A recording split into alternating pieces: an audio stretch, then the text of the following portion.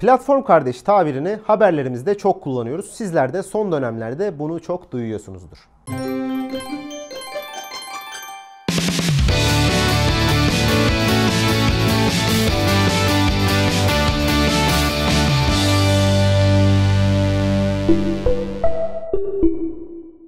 Mesela Volkswagen Passat'la Skoda Superb aynı altyapıyı paylaşıyor. Daha farklı bir örnek vermek gerekirse farklı gruplardan Mazda MX-5 ve Fiat 124 Spider'da kardeş modellerde. Bir zamanlar Ford'lar ve Mazda'ların bazıları da mimaridaş modellerde. Evet, şu an bu kelime uydurdum ama siz anladınız anlamını. Ancak Petronas'ta Bilgin Olsun'un bu bölümünde biraz farklı bir noktaya göz atacağız. Yeni otomobil geliştirmenin zorluğu karşısında gururlarını bir kenara bırakıp bazen mühendislik ekiplerinin aşırı yüklenmesinden, bazen de konuda uzmanlıklarını bildikleri rakiplere gidenlerle ilgileneceğiz bu hafta. Size başlıklarda denklemin toplama kısmını vereceğiz. Konu başladığında da sonucu söyleyeceğim. Gelin birlikte çalışmalarını çok da beklemeyeceğiniz markaların ilginç ortaklıklarının meyvesi olan 8 araca bir bakalım. Eşittir 1965 Silver Shadow. Lüks otomobil üreticisi Rolls-Royce'un müşterileri özellikle de konfor konusunda araçlarının dünyadaki en iyi ürünler olmasını bekliyorlardı. Bu geçmişte de böyleydi. Bilirsiniz Uçan Alı, Alaaddin Yasemin falan filan. Neyse, Arar bu ünvanını hiç beklemeyeceği bir markaya kaptırmak üzereydi. Citroen, hidropneumatik süspansiyonu DS modeliyle piyasaya süren Fransız marka, yelpazedeki diğer araçlardan çok daha üst düzeyde bir konfor yakalamayı başarmıştı. Bu yüzden Rolls-Royce 1965 yılında yeni Silver Shadow'u geliştirirken lisans ücretini ödeyip Citroen'den bu sistemi kendilerine satmasını istemişti. Fransız marka da hay hay deyince 1960 Silver Shadow'lar Citroen süspansiyonlarıyla donatıldılar. Eşittir 1997 Ford Puma. Motosiklet üreticisi Yamaha rakipleri Suzuki ve Honda gibi bir süre otomobil üretme fikri üzerinde düşünmüştü. Ama her şeyi sırtlamak yerine kendini kanıtlamış üreticilerin motor gelişim sürecine yardımcı olmayı değerlendirdiler. Bunun en ünlü sonucu da 1997-2001 arasında üretilen Coupe modeli Ford Puma'nın 1.7 motoru oldu. Avrupa'dan gelen parçaları Japonya'da özel bir kaplama metoduyla elden geçiren Yamaha montajı yapıp motoru Puma'nın doğum yeri olan Almanya'ya geri yolluyordu. Eşittir 1999 Opel Zafira. Bir daha yolda ilk nesil Opel Zafira görürseniz ayık olun çünkü kendileri bir nevi Porsche'nin MPV'si olur. O dönemde revaçta olan çok amaçlı otomobil, yani ailelerin sevgilisi, minivanlar konusunda atılım yapmak isteyen Opel, ne uğraşacağım şimdi bununla, Astra, Corsa, Vectra beni zaten meşgul ediyor diyerek projeyi komple Porsche'nin mühendislik departmanına bırakmış. Peki sonuç ne olmuş? Kullananlar biliyordur muhtemelen. O dönemki Astra'dan daha iyi yol tutan ve 7 kişiye oturma imkanı sunan bir MPV. MK1 Zafira o kadar başarılı olmuş ki o zamanlar satışlarda lider olan Vectra'yı bile geride bırakmayı başarmış. Eşittir 1985 Sinclair C5 ya da Car 5.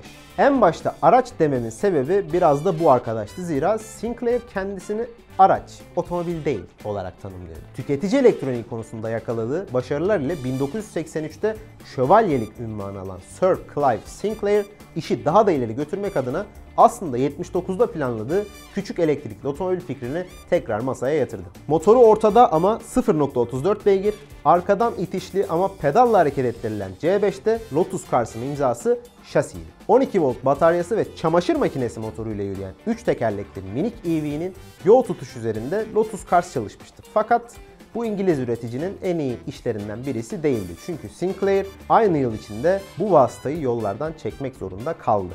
Nedeni ise Sinclair Vehicles isimli şirketin batmasıydı.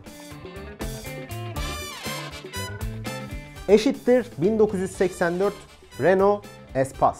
Listemizde birbirinden habersiz ortaklık kuran tek ikili aslında aynı ülkenin büyük markaları Renault ve Peugeot. Aslında proje orijinal olarak o dönemde Peugeot Talbot'a 4x4 crossover'ımsı bir makine olan Rancho'yu üreten Matra'nındı. Şimdi biraz tembellik yapacağım ve size daha önce segmentlerini oluşturan araçlar videosunda anlattığım bölümü ekleyeceğim buraya. Çünkü orada da Espace'ı zaten anlatmıştım. Fransızların oldukça başarılı olduğu bu segmentte Espace'ın ortaya çıkış hikayesi ilginçtir. 1970'lerde Chrysler İngiltere'de çalışan Fergus Pollock'un fikri olarak doğan Espace, Matra ile Chrysler'in alt markası olan Simca ile ortak olarak Yunan tasarımcı Antonis Volanis'in dokunuşlarıyla geliştirmek üzere planlanmıştı. 1978'de Simca ve Chrysler'in PSA'ya satılmasının ardından proje başarısız olarak görüldü ve rafa kaldırıldı. Yalnız kalan Matra ise fikrini Renault'a taşıdı ve ortaya muazzam kullanışlılık ve konfor sunan Espace çıktı. Şu anda 5. jenerasyonda olan Espace özellikle Avrupa'da hala başarılı satışlar yakalıyor.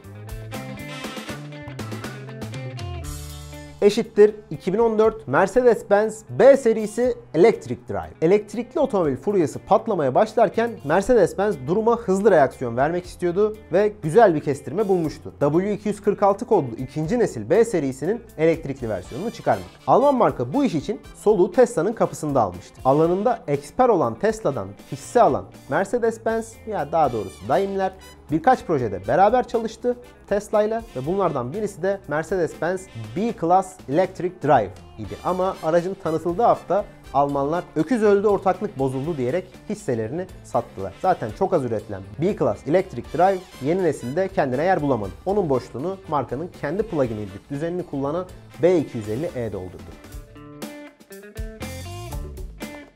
Eşittir 2003 Fiat Panda. Fiat bildiğiniz gibi küçük otomobil üretme konusunda uzman bir marka. 500, Panda hala yollarda olan örnekler mesela ama markanın 4 çeker deneyimi hiçbir zaman yüksek olmadı. 1983'te gelen orijinal Panda'nın 4x4 versiyonunda İtalyan marka alanında deneyimli olan Avusturyalı Steyr Puch ya da Puch ile çalışmıştı. Yaklaşık 20 yıl sonra gelen yeni jenerasyondaysa Fiat bir kez daha 4 tekerlekten çekiş konusunda yardım almaya karar verdi. Ancak bu sefer tamamen tecrübesiz bir isimle çalıştılar. Saab, İsveçli markanın mühendislik departmanı düşük bütçeyle iyi işler yapma konusundaki ünü sayesinde işi kapmıştı.